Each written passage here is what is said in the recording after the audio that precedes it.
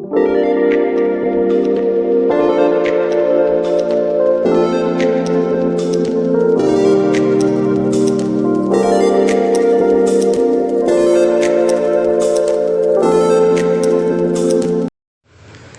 बच्चों, आज हम लोग पढ़ने वाले हैं गोल्ड सॉल्व या पर्पल ऑफ कैसियस किसे कहते हैं।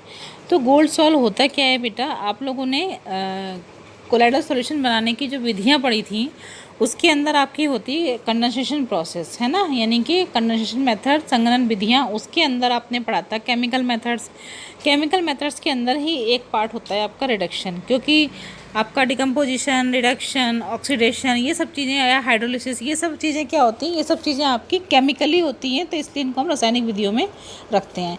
तो इसी के अंदर हम जो ये रिडक्शन वाला प्रोसेस है अपचयन, इसमें हम बढ़ते हैं गोल्ड सॉल्व क्या होता है।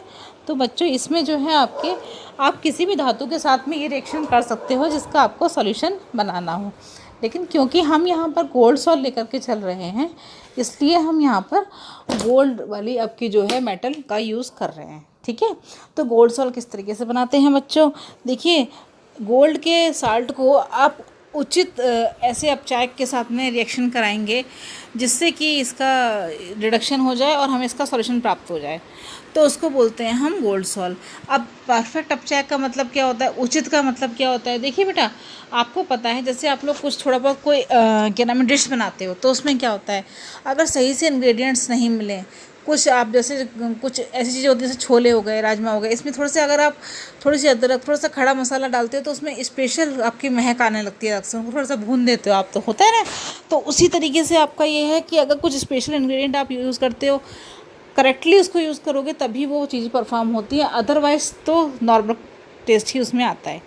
तो यही कंडीशन यहाँ पर होती है बेटा, करेक्ट अगर आप अपचायक डालोगे, यानी कि जैसे अब इसमें करेक्ट अपचायक गोल्ड के मामले में कौन कौन से हो सकते हैं मैं आपको बताती हूँ। ये हो सकते हैं बेटा आपके फॉर्मेल्डिहाइड है ना, फिनाइल हाइड्रोजीन, हाइड्रोजन परऑक्साइड यानी H2O2, स्टेनस क्लोराइड, इस टाइप के जो होते हैं आपके, ये गोल्ड के लिए परफेक्ट आपके अपचायक का काम करते हैं और इन्हीं के द्वारा इनका अपचयन हम करते हैं। तो इसको बोलते हैं गोल्ड के सॉल्व के परफेक्ट अगर आप अपचयन कराना चाहते हैं तो इनको आपको यूज़ करना पड़ेगा इस रिएक्शन के अंदर। इससे जो आपका सॉल्यूशन प्राप्त होता है वो कहलाता है गोल्ड सॉल्व। ठीक है, अब क्योंकि ये सॉल्यूशन जो प्राप्त होता है इसका कलर होता है बैंगनी रंग का, और बैंगनी रंग के होने की वजह से ही इसका नाम पर्पल ऑफ कैसियस पड़ गया है। ठीक है, इसकी रिएक्शन बच्चों हम लोग कर लेते हैं। इसकी रिएक्शन है बेटा, ये देखिए, ये इसकी रिएक्शन है बेटा AuCl3 + 3SnCl2 = 3SnCl4 और 2Au। Au का मतलब गोल्ड का फॉर्मूला होता है, ये हो गया आपका गोल्ड का सॉल्व। इसकी रिएक्शन फिर फर्दर होती है आपकी, अगर दूसरी मैंने आपको बताई है, देखिए सेकंड की, ये है आपकी, फिर यहाँ फॉर्मेल्डिहाइड से करा दी हमने, फॉर्मेल्डिहाइड के साथ में वाटर ले लिया, देन यहाँ भी हमारा गोल्ड सॉल्व बन रहा है ना, और फॉर्मिक एसिड बन रहा है और प्लस आपका HCl निकल जा रहा है। तो ये दोनों ही रिएक्शन जो है आपकी गोल्ड सॉल्व वाली रिएक्शन है। इसको पर्पल ऑफ कैसियस क्यों कहते हैं, क्योंकि इसका रंग जो होता है वो पर्पल मिलता है, इसलिए हम इसको पर्पल ऑफ कैसियस कहते हैं। तो बच्चों समझ में आ गया होगा, आई होप आप लोगों को ये चीज़ें। चलिए आगे बढ़ते हैं। आज आगे पढ़ रहे हैं बेटा हम कोलाइडल विलयन का शोधन का मतलब होता है प्योरिफिकेशन ऑफ कोलाइडल सॉल्यूशन। तो आप लोगों को पता है बेटा कि कोलाइडल सॉल्यूशन क्या होता है, वो इस टाइप की चीज़ें होती हैं जो कुछ चीज़ें आपकी छन जाती हैं, लेकिन कोलाइडल्स में आपकी सब चीज़ें आराम से पास नहीं होती, बहुत धीरे धीरे होती हैं या कभी कभी नहीं भी होती हैं, क्योंकि इनका जो पार्टिकल का साइज़ होता है वो थोड़ा सा बड़ा होता है। तो इनको हम प्योरिफिकेशन किस तरीके से करते हैं, उसके लिए हमारे पास बेटा 4 विधियाँ हैं। पहली है हमारे पास में अपोहन, यानी कि जिसको हम बोलते हैं डायलिसिस। ठीक है, और सेकेंड है हमारे पास इलेक्ट्रोडायलिसिस, यानी कि इलेक्ट्रिकली हम डायलिसिस कर रहे हैं। ठीक है, एंड थर्ड है हमारे पास अल्ट्रा फिल्ट्रेशन मीन्स इसको बोलते हैं परानिस्पंदन या बोलते हैं अति सूक्ष्म निस्पंदन, दोनों ही इसको हम बोल सकते हैं। एंड लास्ट है हमारे पास में अल्ट्रा सेंट्रीफ्यूज़न या इसको हम बोलते हैं विद्युत निस्तारण, या इसको हम बोलते हैं अति सूक्ष्म अपकेंद्रण। तो इस टाइप की हमारी 4 ये प्रोसेस हो गई हैं।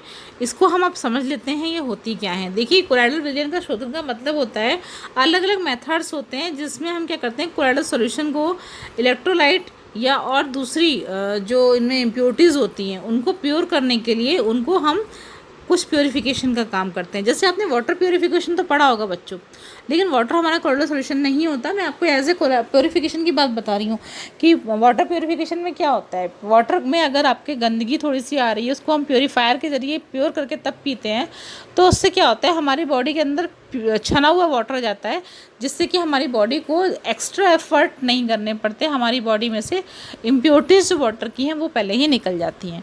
तो वही प्रोसेस यहाँ पे कोलोइडल सॉल्यूशन के लिए होता है कि हमारे कोलोइडल सॉल्यूशन को हम किस तरीके से प्योर कर सकते हैं। ठीक है, तो ये 4 प्रोसेस हमारे हैं, जिनमें से बेटा जो डायलिसिस होता है यानी कि अपोहन, या आप लोगों ने नाम बहुत सुना होगा। ये क्या होता है, इसमें आप कुछ ऐसे टाइप के कोलोइडल पार्टिकल्स होते हैं बेटा जो आपकी एनिमल सेल से इजीली नहीं पास आउट हो पाते, लेकिन इलेक्ट्रोलाइट से पास आउट हो जाते हैं। तो उसके लिए हम ये डायलाइज़र का यानी कि डायलिसिस का प्रोसेस करते हैं और वो हमारा प्योर हो जाता है। इसका हम यूज़ कहाँ कहाँ करते हैं बेटा, इसका यूज़ हम करते हैं जैसे लाइक हमारा सेलोफिन देखिए आप लोगों ने, सेलोफिन बनती है आप किस तरीके से, cellophane, cellulose nitrate, cellulose acetate, ऐसी जो झिल्लियाँ हैं इसको हम यूज़ में लाते हैं कुछ चीज़ों को यहाँ से वहाँ पास करने के लिए। लाइक जैसे आपकी कॉफ़ी का फ़िल्टर बैग होता है, आप लोगों ने देखा होगा, कॉफ़ी का फ़िल्टर बैग होता है, उसको आप क्या करते हैं, वाटर में गर्म वाटर में डिप करते हैं, डिप करते हैं तो आपके सिर्फ कॉफ़ी की एसेंस बाहर आती है, या टी बैग्स होते हैं उनकी केवल टी की एसेंस बाहर आती है, उनके जो वेस्ट प्रोडक्ट है वो उस टी बैग से बाहर नहीं आता। तो लाइक ये भी आपका एक प्रोसेस छोटा सा आप कह सकते हो डायलिसिस का लाइक ये प्रोसेस है। ऐसे टी बैग्स जैसे होते हैं, ऐसी इन चीज़ों के जो हमने बताया आपको सेलोफिन बैग्स होते हैं, सेलुलोज नाइट्रेट, इन सब चीज़ों का यूज़ किया जाता है, तो वो हमारा डायलिसिस का प्रोसेस होता है। अब देखिए इलेक्ट्रोडायलिसिस क्या होता है, ये आप लोगों को पता होना चाहिए, क्योंकि आजकल जो ये किडनी की प्रॉब्लम हो रही है, ठीक है, किडनी में क्या होता है, किडनी भी हमारी बॉडी का एक पार्ट होता है जो क्या करता है, हमारी बॉडी की जो इम्प्योरिटीज़ होती हैं उनको छानता है। किडनी का काम यही होता है कि भाई आपने जो भी एब्जॉर्ब किया है फूड के अंदर से, वो आपको वो उसके अंदर फिर छनती हैं। छनने के बाद जो वेस्ट बचता है वो आपका यूरिन के थ्रू या आपका क्या नाम है वेस्टेज के थ्रू, रफेज के थ्रू आपकी बॉडी से बाहर फेंक दिया जाता है, और जो इसेंशियल चीज़ें होती हैं वो आपकी बॉडी में अगेन रोटेट कर दी जाती हैं कि आप एब्जॉर्ब इनको कर लो। ये काम किडनी का होता है। लेकिन अगर किडनी मन फंक्शन कर रही है, मल फंक्शन का मीन्स वो प्रॉपरली फंक्शन नहीं कर पा रही है, तभी क्या होता है, तभी आपका ये जो है इलेक्ट्रोडायलिसिस प्रोसेस हमको बाहर से करना पड़ता है। यानी कि किडनी आपको अगर आपके वेस्टेज भी आपकी बॉडी के अंदर स्टोर कर रही है, वो नई बॉडी से बाहर उसको छान के निकाल पा रही है, तभी हम इसको डायलिसिस प्रोसेस करते हैं बाहर से, जो होता है इलेक्ट्रोडायलिसिस।